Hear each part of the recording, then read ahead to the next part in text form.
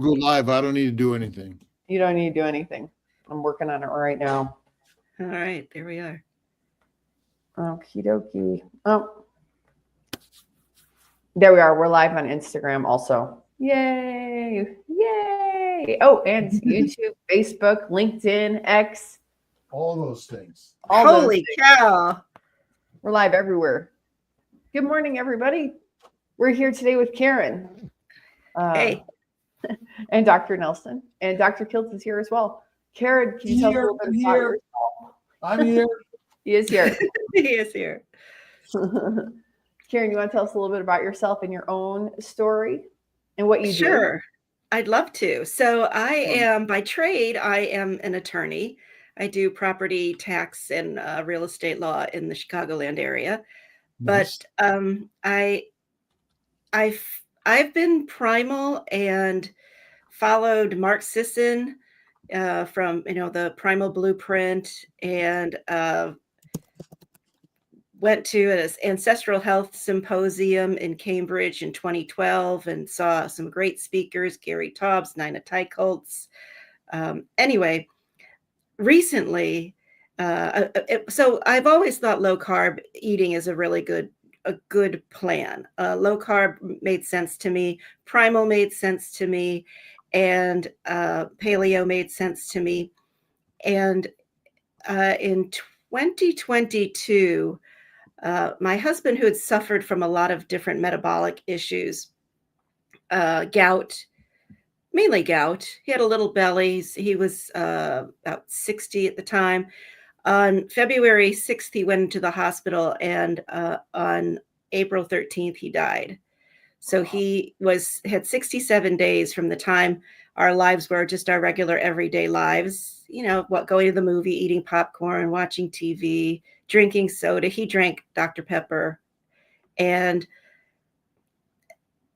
I went in when I was visiting him in the hospital, because he was in the hospital most of that time. I was breaking some of my major rules, like no diet soda. That diet soda was an easy thing to get. I usually drink iced tea, but I couldn't find unsweetened iced tea in the hospital cafeteria, right? I could find Diet Coke, but not unsweetened iced tea. So that was the beginning of, and at the time it was interesting because when Tim was first diagnosed, we knew he had a very aggressive stage 4 colorectal cancer. And we knew time was, against us, but I found Dr. Thomas Seyfried, and he and Miriam Kalamian, they were both keto for cancer.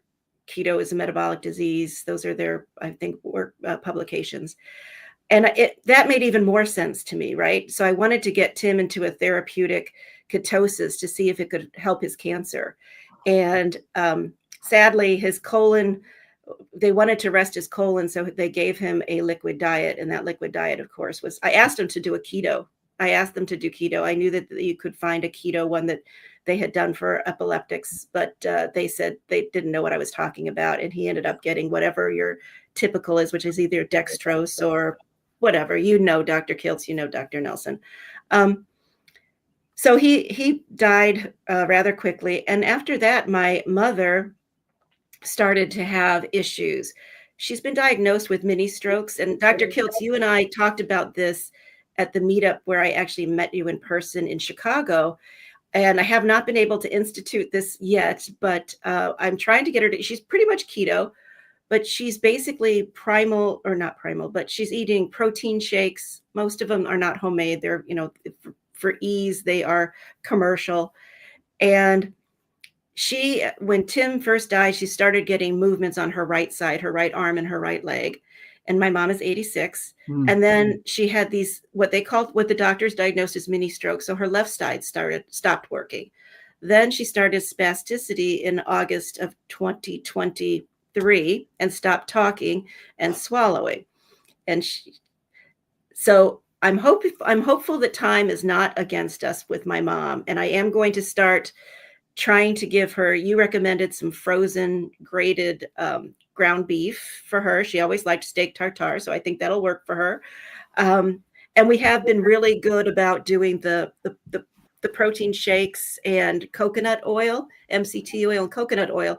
even though, I'm kind of against that because it's based on the coconut, right? But at 86, it's not going to deteriorate her health any more than I think it will give the benefits, because that is what is in Dr. Mary Newport's book, where she helped her husband who had low grade or early diagnosed Alzheimer's at 55.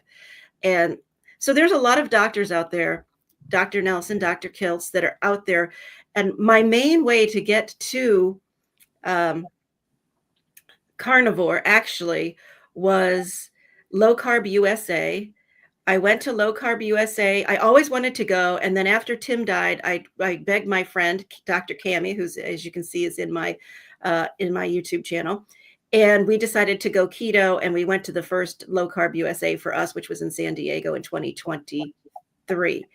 And there were quite a few doctors who were carnivore. I was expecting a low carb conversation, but there was a lot of carnivore conversation. And Dr. Chafee was there. Dr. Jay Wortman was there. I think Dr. Eads, the Eads were there. And I was just very surprised. And I thought, I'm just going to get, Dr. Tony Hampton was there. So I thought I was going to give carnivore a try. And I did, and I loved it. After 4 days, I never had any really bad biomarkers or anything. I was just basing my decision to go carnivore on what I saw around me, my loved ones, and going, I don't want to end up like Tim. I don't want to end up like my mom. I want to, if I've got anything going on inside of me because there's nothing that is presenting, I want to stop it now. I'm 62 now. And so a couple of things that I would like to change are, I'm trying to get this hair to go back to my natural color. Want to get rid of the glasses. Don't know if carnivore is going to do that for me, but I've only been doing carnivore strict since December 1st. And even that's not strict. I've had a Diet Coke quite a few times. I've had some sweets, but I love the community, and this community that this Dr. Kiltz Mighty Tribe community, the Healing Humanity community, watching Carrie Mann, I think on YouTube, was what really prompted me when he said after just a few days, his depression had lifted. I'm okay. If it works, it's not going to do any harm if I do it. I already, was eating pretty low carb. And so that's what I decided to do. And after 4 days, all of a sudden my procrastination was gone. Wow. And that was one thing. I mean, I didn't think that there was a cure for my procrastination other than, willpower or changing my mindset. And that was really when I saw the very strength of the mental aspect of this. And I love the things that you say, Dr. Kiltz, what do you say? Prisoners, peasants, soldiers. Slaves, soldiers, peasants, and prisoners. Yes. And we're all that. We're the peasant stock. And what I really think that so I have a couple of things that I'm investigating or playing with right now. And I think I'm not sure about the whole honey issue, right? But I don't think that we actually ate tubers as ancient human beings. And I want to put this out there. Think about it. When we go get food now, what do most people do? They drive through McDonald's, right? A lot of people in the world, not carnivores, right? I mean, carnivores do too, because they'll order their meat patties, right?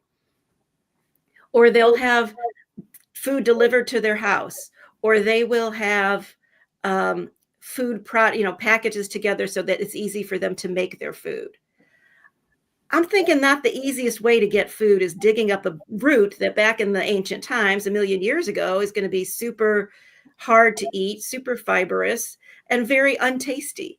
I'm thinking we're more likely that we ate little tiny animals, right? We've got chipmunks running around our yard all the time. I'd love to grab a couple of those. So I really think that I think that our science has been based on a mentality of carb heavy, right? Glucose infused brain matter, which is making, all these theories. And that's why I think that theory is probably off. I think that humans, when they were developing, I just don't think they're looking at things like, oh, I'm going to eat fruit, because why would fruit have been something that was attractive to a carnivore? It's hanging on a tree and then it falls off of a tree. I mean, back in ancient times, right? They weren't sweet. They were smaller, and they were for the animals that the humans had to rely on eating the animals on a regular basis, because they clearly had to know that the fruit didn't last very long. I don't know, maybe in some regions, I think they still had seasons. So I think that when you look at it from, oh, you're not eating an apple that you get at the grocery store today. You're eating it some little bitter, tiny thing that was an apple back a million years ago. It's not like humans I don't think a developing human a million years ago is going to say, oh yeah, that's what I'm going to eat now. That's the next best thing than eating some, heart that just came out of a mammoth. I grew up eating tubers all my life. I have as part of my diet before this, but I imagine that humans at some point may have discovered the tubers and realized they had to cook them probably in a time of famine, and they were digging for roots to eat, probably out of necessity. The fruit, they were hanging, they were visible, they probably would attract you once a year in their season. So I imagine they did try that when available more easily. I want to point an article out. We're not going to spend much time discussing this article, but I want to share this, Alia. Mm-hmm. And this was something that Nate shared with us over the weekend. Oh, okay, great. While you're doing that, pulling that up, I want to say today we're doing hashtag Karen. So make sure you put hashtag Karen in the chat. And Dr. Nelson is giving away, we'll be doing 1 hour of coaching. This is the May 1 hour of coaching with Dr. Nelson. So do that, and we'll get that all set up for you. Whoever the lucky winner will get that. Nice. Yeah. Do you see that, Alia? You have to put it up. There we go. There we go. Let me just move your head up higher in case. Okay, there you go. This study came out last week, and it's just one of many other studies that are coming out relating to this. Keto diet reveals a new way to starve deadly cancer cells. You can put it down, Alia. Okay. I have a story regarding the big C, and 18 months ago I had surgery. After that, had treatments, 6 weekly treatments, which included fasting 2 days before and 2 days after, and using Dr. Seyfried's stress pulse approach. Included many natural supplements that are anti-glutamic, included being in very high ketosis, nutritional ketosis, because I was fasting along the treatments. So far, so good. 4 cystoscopies later, and 3, and multiple tests have all been negative. That's awesome. Yeah, that's wonderful. That's amazing. I want to say thank you, Haley, for that very sweet super chat. We love you too. There you go. We have some questions. Should we take them now or a little bit later? Go for it. Okay, good. So our first question is from Zinc16. What are your thoughts on raw meat? Does cooking cook out all the vitamins and minerals? Who wants to answer that one?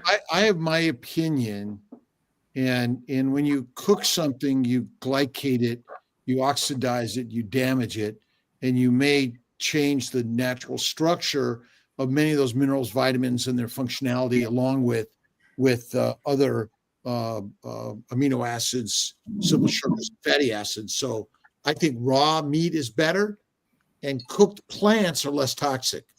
So kind of interesting one. That is interesting.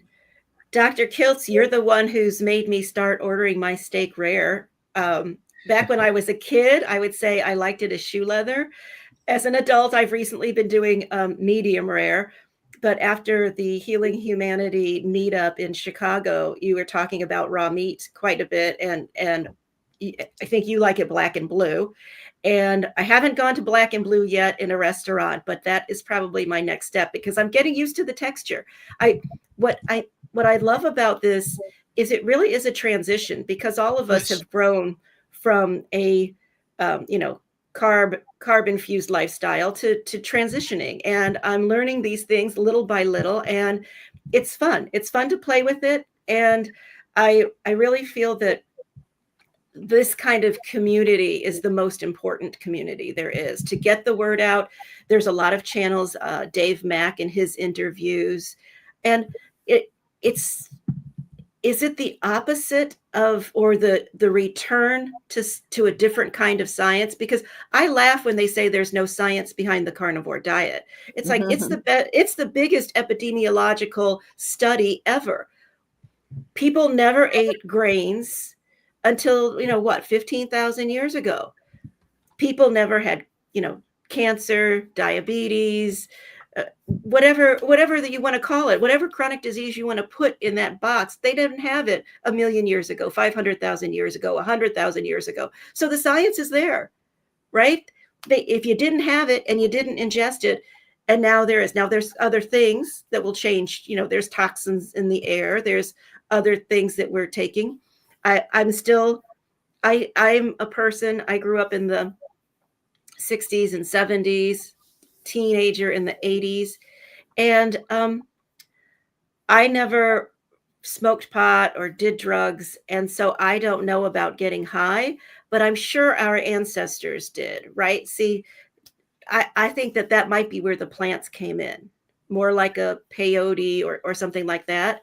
And but I'm not at this stage, I'm not willing to try that yet, right? I don't have any complaints. I feel great just eating meat. So the raw meat's coming for me. Patience in the process and little bits from time to time.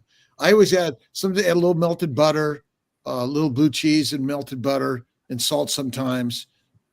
So do we get that, Dr. Nelson? Did you have anything else to add? No, just. I was kind of looking up articles on meat and all of that. And really it's a hard one because even those that said meat was okay kind of then come back and say, well, the Harvard study said maybe we were wrong.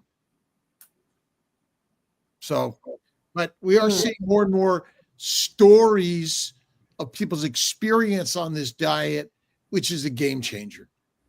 I asked ChatGPT to run a list of things, items that the carnivore diet would cure or alleviate.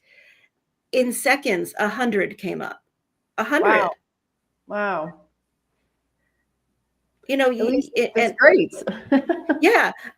So it's what is it? The rosacea, the eczema. And when you watch TV, all these ads for drugs, all you've got to do is look at what they're trying to stop and say, will carnivore help that? And I just think, yes, it will. Or will it hurt it? No. When will taking a milkshake out of your diet hurt? And I guess unless you're my mom, because my mom is eating protein shakes. Well, a milkshake though, if it's raw fatty cream milk, and it's cream. I'm talking more McDonald's. Yeah. My story is that even some really just natural cream, eggs, a little vanilla, maybe a small amount of cane sugar is not the killer that kale is, in my opinion. Yeah. Yeah. But I think one of the issues, though, in my transition is that I can't have just a little. I think I have to be a steadfast carnivore for probably another year or two, because that sweetness, it makes me want to order dessert. It makes me want to eat sweet every single time I put something in my mouth, right? Even if it's just a little cane sugar. At this stage, I have not gotten that out of my system yet, or my brain and my body are not aligned in that respect. Next question, Alia. Next question. This is an interesting question, I think, just to make us think a little bit. Sharon McCabe, do you think there are less birds now than 10 years ago? We remember counting birds. Now we don't see so many. Do you think spraying fruit and vegetable caused this? It's a very good question. I think you might be onto something there. Well, yeah, there are fewer birds. Many other animals, insects are less because of our environment, which is not natural. A lot of poisons out there, and our practice of farming is highly detrimental to those animals, Right. those organisms. Yeah. Exactly.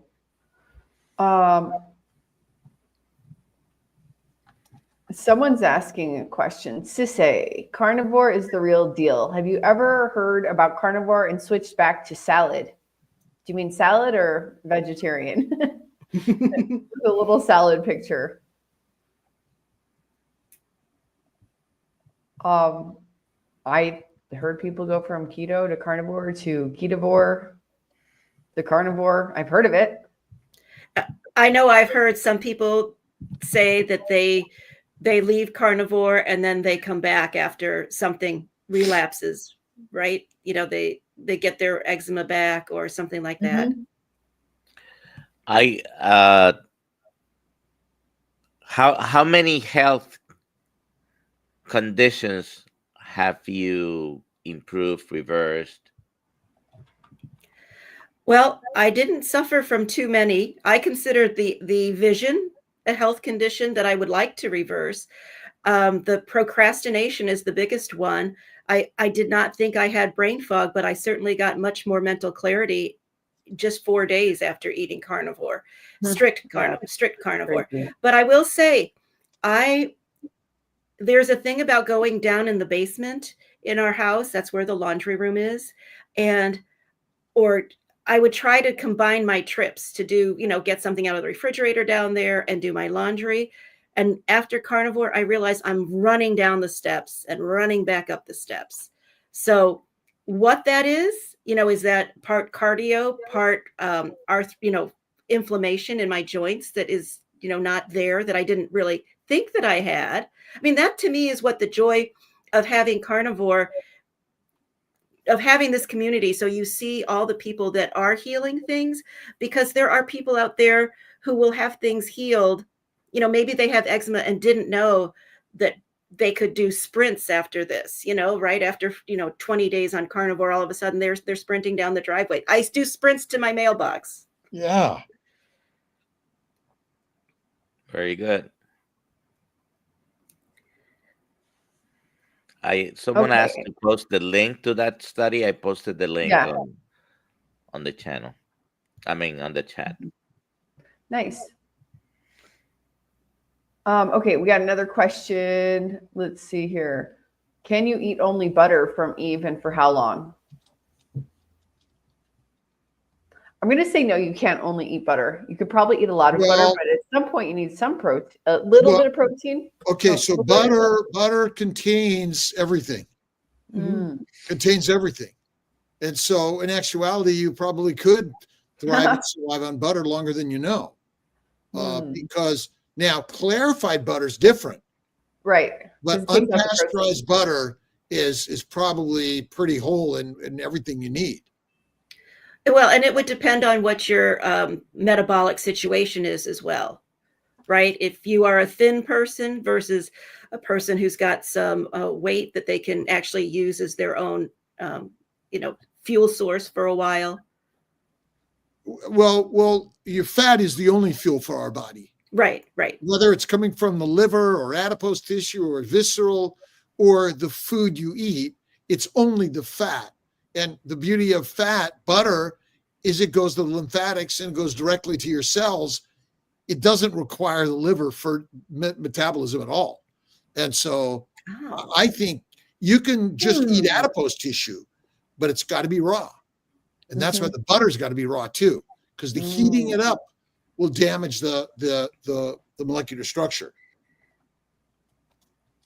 So Dr. Kiltz, I want to start eating raw meat and raw adipose fat, right? So tell me, how do you go about transitioning to that? Well, what's the best cut? Well, I mean, any cut, and most talk to the butcher and say, don't cut the fat away. They all have fat on them, but they've all been trimmed from the butcher. But I mean, the ribeye is a big cap and the fat's marbled within it. You can get hamburger and get a 80-20 and eat it raw, and there you're getting the fat. And so I think that works also. And how long have you been doing the raw meat, and did you notice a difference? I mean, I'm technically, my father was sharing raw hamburger meat when we were kids.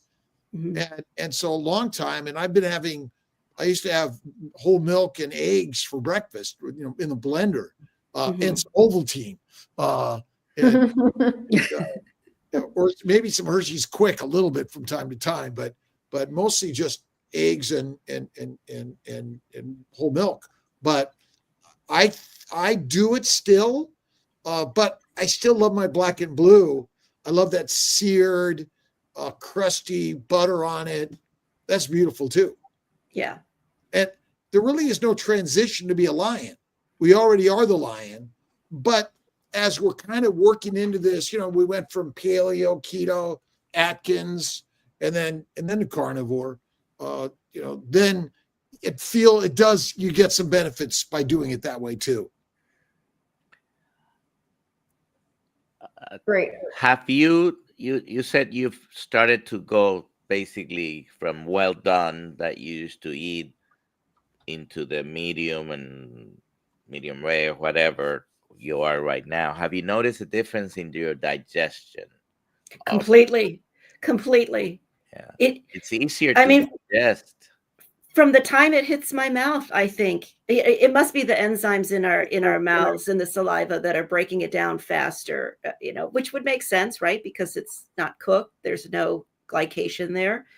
And I think it's just amazing how good you feel after you eat it when it's rare. It's true. And sorry. Look at Pottinger's Cats. That's a really good book. And his scientific studies on cats eating cooked or raw meat, pasteurized or unpasteurized milk was a game changer, I think. We're just missing it. Yeah. Well, exactly. and how old was that book? That's from the 40s? It's old. Yeah. 40s. Oh, yeah. And if you read the book, Eat Meat 3 Times a Day by Schlenk, published in 1946, it's another great book on all of this. Same stuff. And that's one of the things that, when people are talking about there not being the science, these are scientists, these are medical doctors. I read Strong Medicine. Have you read Strong Medicine? Yep. Another one that's fantastic. Yeah, that was in the 1960s. And this was a doctor. This is a medical doctor, just your regular GP. Yeah, that's it. It's all there. If you go back to one of our really greats, who is I got here we go. Who is that? Salisbury. Oh, yeah, right. He wrote the science over 100 years ago. So, yeah. But if you Google the science, it does not give any quote randomized science studies. Right. But I believe science is mostly snake oil. It's like religion and politics. Someone's given a story. It is just a narrative. And that takes me back to the ancient human beings that we have. And I think that that's why we are returning to how we, back before we had the written word, everything was passed down through stories. And I think that, and that's how humans, let's call it progress to civilization. And I think that's where we're back to, right? We are now using the internet and our other tools. And my goodness, you guys have the tools to get the message out. That is how the stories are going to get out. And this will be the new science. And it's not a science of just groupthink, because we are sharing what's happening within our bodies. And basically, we're giving our doctors the notes on the internet instead of giving our doctors the notes when we sit in a 5-minute conference with them for our annual checkup. Which it's, as we're sharing more of this and what you're doing, and Dr. Nelson and Ollie and everyone here that's part of this, it is, we're creating the new science, the new story. Yeah, and maybe the new medical system, right? And maybe it's not even a medical system, the new healthcare system. How do you care for your health? You care for your health, and you care for your fellow human beings. You care for them by sharing. Not everybody likes to share, but how many carnivores have you interviewed or heard interviewed say that they can get up and speak now? And that's not just because the message is a good message. It's because their brain's being rewired by meat. So it is 100% the stories we're telling, healing humanity with Carrie Mann. We're in Toronto this weekend. That's going to be great. Next week, we're at Meatstock. And there's a question here for Tanya Bailey on Kiltz Mighty Tribe. I did 72-hour fast. After that, had 2 meals first day, 2 meals the second day. Then 42 hours fast. I wasn't hungry. I'm doing a 3-day, no food, no water, no drink. I'm on my 3rd day right now. I feel great. I've been doing my usual work. I'm doing my workout every day. My energy's great. I'm not sure my brain is clear. What did you say, doctor? I didn't say anything. Yeah, and we were on last night with Mitch, which I love that guy. He's 70. He's 48 now. 48. Yeah, he's 48. And he's amazing. Questions? Well, I want to answer this from Catherine. Catherine, is there a live this afternoon too? Yes, there is, with Dr. Stephanie Rimka, Dr. Kiltz, and Dr. Nelson, correct? Dr. Nelson, will you be there? Yes. So that's happening. What time is it? 4:30, I think it says. It's 4:30. 4:30 Eastern PM. 4:30 PM Eastern. 4:30 p.m. Eastern Time, USA. Yes. Just to be clear for everyone around the world. So there you go. Be there. And then tomorrow we're having another live also. I got to verify if it's at 4:30 or 4:15 with semi-retired Bob. So Dr. Nelson, I have a question for you. Since you have gone through cancer treatment, are you eating your meat grilled? Do you eat it cooked? I cook it, but I have it medium rare, black and blue sometimes. But nobody has said, oh, you've had cancer, grilled meat, charred meat is going to cause more cancer. No, actually, nobody in my inner circle has said anything. They've seen me for the past couple of years eating carnivore. Next month is my 2-year carniversary, and no, they already know how I eat. My wife is very low carb keto. One of my sons eats mostly keto. Other members of the family, extended family, they eat everything and anything. And I sometimes sit with them even in restaurants. Even for some reason, two occasions when my son's in-laws and our family have gotten together in big groups to celebrate something, birthdays, or special days. I happen to have been fasting on 2 of those occasions. I just order Oh wow. water or coffee, and just enjoy the time with them. And they do make comments. I don't know how you do that, with all this food here in front of you. Uh, doesn't faze me anymore. When I say I'm fasting, I usually don't get extremely hungry either. So I'm able to do that. Nice. And Dr. Kiltz, do you get hungry when you fast? Because there's 2 aspects to fasting as far as I'm concerned. There's you don't get hungry, and there's also I get hungry, but I want to enjoy that, right? That's a part of your human body. I sort of map out when my next meal is, and I look forward to that beautiful meal. And so I think that fasting is spiritual, it's strengthening, it's food freedom. And so I think that it's one of the best practices, not required, but I think we're not grazing animals. We ate from time to time. We're feasters, feast and famine. That's our nature. And so I feel great. I'm not hungry. I'm not thirsty. And 3 days, nothing. That's pretty amazing how I feel.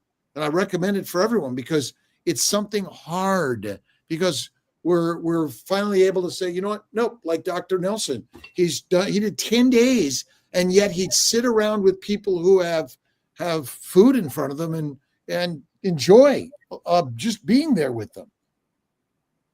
Yeah.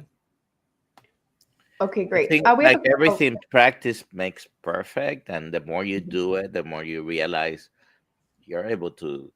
First of all, you don't get very hungry when you're really fasting, especially after the second, third day. You may not be tempted by anything if you've determined that you're going to be fasting 5, 6, 7 days. And I have attempted other fasts before, and if I decided I was going to do 5 days, but on the 4th day I got hungry, I know, got a little headache or something, I go ahead and break the fast. I'm not going to suffer through it. Rick, I know you have another question there, but Rick has a question about, do you think my hatred of sweet things comes from genetics or from my long-term carnivore diet? And I would say the longer you are on this style of eating, the easier it gets to avoid and not crave the sweet things and the things we used to think it was, first of all, food or was good for us in any way, like apple fritters and candy bars. But even the foods, you don't crave them anymore after a little while. Great. Richard, 8 months, lion diet, had all my blood done, low vitamin D. I'm in Australia, most days in the sun. Holistic doctor said some people can't convert sunlight to D. I have a low vitamin D. I don't have rickets. I believe all the numbers are they're incorrect. They're just not very accurate of anything. I love what you say, Dr. Kiltz, because it's the measuring. The measuring may be more of the problem than the solution. Absolutely. So interesting. I did 10 days of a glucose monitor, and my average was like 50 to 60 on no food for 5 days. And now I just got a different one. My average is now 70. And I'm thinking, okay, am I really 70, or is it, if they just measure, they have different measurements, that different values, because that's the nature of every test we do. It's just not always gives us that. We don't know how accurate or inaccurate it is. And the same thing goes with all these lipids and cholesterol measurement. I mean, we've really created a science in order to sell a drug. Right. And the same thing goes with vitamin D supplementation. Let's see here. Oh, we got that question already. Okay, Dawn. Many carnivores eat half a stick to a stick of butter a day. Your comments. We sort of covered something similar earlier. You could live off butter, at least for a while. Well, butter, I've never seen mold. Right. And so the butter you eat suppresses the microbes in the mouth and the gut. So I think it helps reduce inflammation, and it provides a tremendous amount of nutrients, micro and macronutrients our body requires. So I think butter is the best. Great. Next one. Next question. Let's see. Susan P. What happens on carnivore when you have no gallbladder? Maybe this is a Dr. Nelson question. Dr. Nelson. Nothing. I mean, you eat, you secrete bile from the liver. The gallbladder doesn't secrete itself or produce itself any bile, right? It's a reservoir. It's a sac that got bile ready to be pumped out when you eat to aid in digestion. So you still secrete bile from the liver.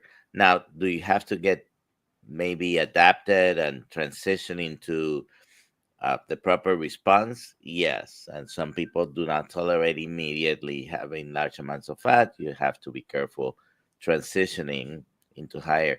But you can train basically your body to secrete on demand. Probably need to increase the amount of fat gradually rather than starting to eat a lot of fat all of a sudden, and your body adapts. Instead of the gallbladder, you develop some ectasia, some dilatation of some of the ducts that you have coming out of the liver, and you sort of create a little reservoir there. But you get used to it. There's a lot. I mean, people with gallbladder surgery are common, right? Everybody nowadays seems to have had that. Not everybody, but a lot of people have had the gallbladder removed, and your body adapts. Yeah, I want to answer a question of carnivore Lisa. Carnivore coach Lisa. She asked, "Do you think, Dr. Kiltz, do you think butter existed in ancient times?" And I have an answer because I Googled it. I asked AI. Well, what's the definition of ancient times? But basically, It was raw butter. I mean, we once we were doing animal husbandry and collecting the milk from the mammary glands, then at some point we began to do that. But again, what's ancient times? I mean, the last 10,000 years, probably. I don't know when they really started to. It says 4,000 BC in Mesopotamia. It likely that's are documented, right? Are documented, but that's still a really long time ago. Yeah, it's 6,000, right? 6,000 years, yeah. The thing with butter in ancient times, it's probably not likely. Even if a hunter had found an animal that had milk within it, it would have been drunk instead of, shaken up and turned into butter. Who's got time, right? Just makes sense. It literally says that possibly a nomad was churning the milk while he was traveling, in whatever bag it was in. Okay. This is an important question. Dr. Nelson, has the bread gotten any mold on it yet? No, I was looking at it yesterday. 4 months. Well, 4 months. At the end of this month, we're into the 5th month already. That's so almost gross. 5 months, and no mold. You're going to have to get that guy who eats anything to actually eat a bite of it when you're ready to say. even if I was eating bread, after 5 months, that bread is still good. I don't think I want to put that in my body because Nope. I don't know. That's some preservatives it must have. It's just disgusting. Sorry. You know, It's stuff you shouldn't put in your body. you know what? We say that jokingly, but think about it. Who knows what it's doing, right? It really could be putting preservatives in your body that our guts just can't tolerate. Mm-hmm. Our guts are pretty amazing. They tolerate a lot. And You'll probably shoot it out. yeah, and on my suspicion, you mentioned tubers. I mean, tubers were probably early food for humans, versus seeds and nuts, because they were easier to procure, and they had more volume. But how in did they discover tubers? Only when they were extremely hungry and they had to dig right, for food. right. Yeah, but it was probably early compared to the seeds and nuts and those sort of things, because you have to collect a lot of seeds and nuts. But tubers, you get a lot more volume in the size of them, and roots that provided sustenance, although some toxicity to them. You'd have to find the right ones. And certainly a lot of people probably died from mushroom consumption and other toxic plants. Yep. Are there other animals that eat tubers, that dig up and eat? I mean, maybe humans were watching them. Probably. Oh, I don't know any animals that's a good question. Rabbits. Maybe pigs. Mm-hmm. A wild boar or something, right? Yeah. I want to read this comment from Kate. I traveled to Australia in 2010 and tried your bread. It's full of sugar. It doesn't even taste like real bread. Our bread here in Australia molds in 5 or 6 days. Yeah. Disgusting. No more bread. What they do? Like her bread molds in Australia in a couple days, and Dr. Nelson has this bread for months that hasn't molded yet. Oh, here's the answer to the tubers. Hogs eat tubers. Pigs eat tubers. Prairie dogs, gophers, squirrels, groundhogs, rabbits, some carnivores like foxes and raccoons. There you See, go. now here's my theory. If you're watching an animal do that, as a carnivore, you'd be more likely just to eat the animal. Yeah, if you're there and seeing that, but we see other animals eating it, and those are probably the plants. But like a goat can tolerate many poisonous plants that other animals cannot. Mm-hmm. So, likely the same thing with some of these, right? Ew. And here's the bread. That's why we should be eating that goat. Yeah. Absolutely no mold. 5 months. It's going to be in a few days since I bought that. And you can see most people in the household don't eat it. So I don't know that anybody has touched it, though, in 4 months. Except you, right? No. Touching it on the outside. Right. There's only like 2 or 3 left that were taken. And this was our family New Year's grilling that we did. And they only ate 2 or 3 of those. Whoever had some burgers with the bread, most people ate the burgers that I made without the bread. Ew. Oh man. Okay. Here's a question. Kurt Palmbald. What are good sources of fat instead of straight butter? Trying to limit protein daily and then add fat to satiety. There you go. Trying to break weight loss, all no dairy. Can't do ribeyes daily. Money. Beef. Fatty burgers, beef burgers, ground beef. Add more fat. I mean, it's really tallow lard and tallow raw is the very best thing to eat. Throw in some egg yolks. Oh yeah, so good. Yeah. Here we go. Sharon. Pigs, big truffles, by the way. Oh, truffles are that very expensive mushroom, right? Right. Okay. Sharon, Dr. Kiltz, thanks for taking the time and money to help us and to help humanity. And thanks, Dr. Nelson Alia, too. Have my alarm set. What times in the afternoons? Thank you. Tuesday and Thursday after this week at 3:30, correct? 3:30 p.m. Eastern. It'll be usually 3 p.m. unless there are some variations due to the guest scheduling and all that. But 3 p.m. Oh, 3 Eastern p.m. Yeah. time. And then Monday at 5:30 p.m. Zoom Zoom. call within the community. Yep, for those that are members of Kiltz Mighty Tribe, and everyone can be a member. And it should be a simple link to the Kiltz Mighty Tribe live. And when you do that, you become a member. How There you go. expensive is it to be a member of the Kiltz Mighty Tribe? Mighty, 0. What? mighty. You have to give up your email address. Kiltz Mighty Tribe. Yeah, you have to give up your email address. Maybe put your picture, if you want, into the group. But you can put up a picture of Dr. Nelson.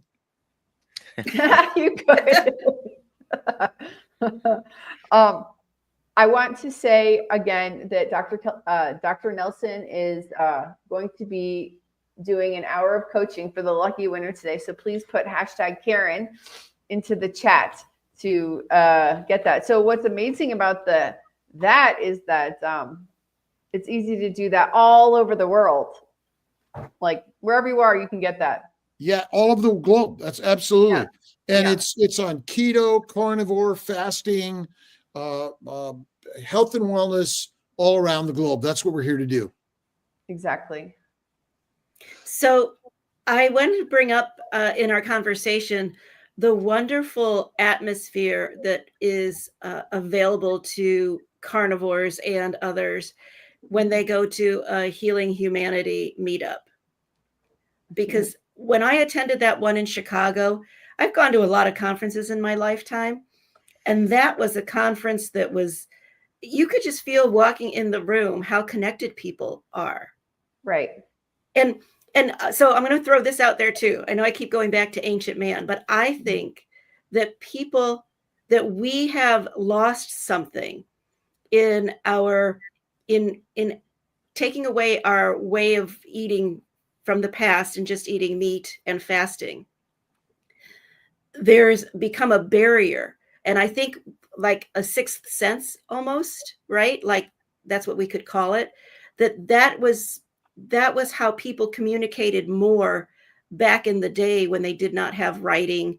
They had storytelling, but communication was so much more. And you picked it up through just your antenna, whatever, the waves of light or something hitting your skin when you're in a group of people that are all the same. And I think that as we progress into things that numb us, right? And when you eat more sugar and something like that, and your brain changes, you divorce yourself from that deeper connection. But that's one of the reasons why I'm telling everybody to go to the Boston meetup and any other meetup, but I happen to be going to the Boston meetup. Yes. Yay. I'm so glad you brought that up, that you're going to the Boston meetup. When Did we figure is a that? date? Did we figure a date for September for Syracuse? Yeah, it's 20 September. I need to do some research on where we're going to hold the event, but it's 20 September. And we have actually Carnivore Ray and Coach Lisa and Richard Keto Pro. They're all going to be speakers at our Syracuse event. So I just need to find the location. There you go. Hashtag Karen. Last few moments to get hashtag Karen in. Let's see. This is kind of a interesting question. I want to just talk about it for a second. Susie Sky. I read an article that said beehives in Texas are collapsing, and they discussed how losing pollinators would adversely affect agriculture and cause starvation. Would that affect carnivores? I'm going to answer this. If we destroy our ecosystem, yes, that's going to adversely affect us. Even if we're not eating fruit, we're going to be adversely affected. But there's a lot of doom and gloom sometimes. Oh yeah, exactly. More importantly. So there are plenty of pollinators out there. And as we work to build more regenerative agriculture, we'll help support and help rectify those things. But Right. I Great. mean, think of all the bees that were brought here from other countries that didn't exist here before. Right. And so I would say that, sure, that may be an issue, but I think maybe we're over putting those beehives everywhere, where naturally they were probably very different in numbers. So Sure. I think, like anything else, I'm trying to show a pollinator. I was camping at a site where they had lots of cocoa, not cocaine, the chocolate plants, and these pollinators were biting me. But they're all over the place. They're called hen. They like Cacao. they call it the cacao. Thank you. But we ran into lots of pollinators. Katie says I converted my vegetable garden to a pollinator. Right? Awesome. Nice. Yeah. I've seen lots of documentaries about this. We just need to plant, what is it called? Flowers. If you plant flowers, you're going to save the pollinators. That's what you do. We need to plant more flowers. Super simple. Yeah, That's that's how you just can- our gardens are, we're creating pollinators and then we're not churning up the agriculture. We're allowing the animals to graze on them. Right. And that'll bring a lot back. Exactly. What's Joyce's? Joyce? I just had a question there. Where'd it go? Oh, shoot. Sorry. Joyce. Okay. This one? Joyce McMillan. I love bacon. I cook in a skillet. Right. Thick cut. Seems when I have bacon, I get horrible indigestion all day. I usually have to take something. Why is this? Can you recommend something? Thank you. I don't want to sound like a smart aleck, but some people accuse me of sometimes doing that. Bacon is causing you indigestion. Don't eat it. I mean, because I'm sure you're eating other pieces of fatty meat that don't seem to be causing you any problems. Whatever it is, the simple answer would be, well, if it's bothering you, don't maybe not eat it. And it could be some of the things that it's cured with and spices you're allergic to. Plus, raw meat is better than cooked meat. I love raw bacon. Really? Love it. So I want to say to Joyce, I used to have issues. If you eat I can eat like a certain amount of bacon, and then after that I'll feel bad. So also, why don't you cut back and see where you feel good and see where you feel bad? Because there you go. Do we have any music for our intro and extro? Mitch has great music. We got we will some get music. that. I'm We going need to some note it Mitch down. music. Maybe we can talk to Mitch. Let's see. Susan Marsh Hattie. Dr. Nelson's personal coaching was outstanding. Please let everyone know how wonderful he is. It felt like talking to your favorite rock star and getting her personal insights, her personal insights. He's a rock star, or all rock stars. Sign up for the Toronto meetup. It's going to be there. May not be able to make it, working on solutions. Can't wait to get there. So again, how do people get coaching with Dr. Nelson? It's very simple. They sign up at the sign up link that I can put there. It is on Kiltz Mighty Tribe. It's in a lot It is of in the description, Alia. It's in the Oh, description. yeah. In Yeah, I've been putting it in the Dr. description. Kiltz All of these channels But and it's in my the new channel, but we can put it here too. Yep. Yeah. And drkiltz.com, kiltzhealth.com, all these areas, and tell your friends about it. We really want to, and we're adding more coaches, and our coaching certification is coming as of July 1st. July 1st. Yay. And it's going to be very reasonably priced, that everyone's going to get a keto carnivore coaching certificate. Exactly. We got to do the giveaway.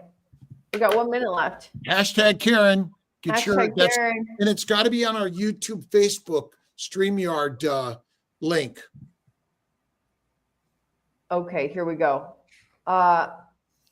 Who is the lucky winner today? Do-do-do-do-do.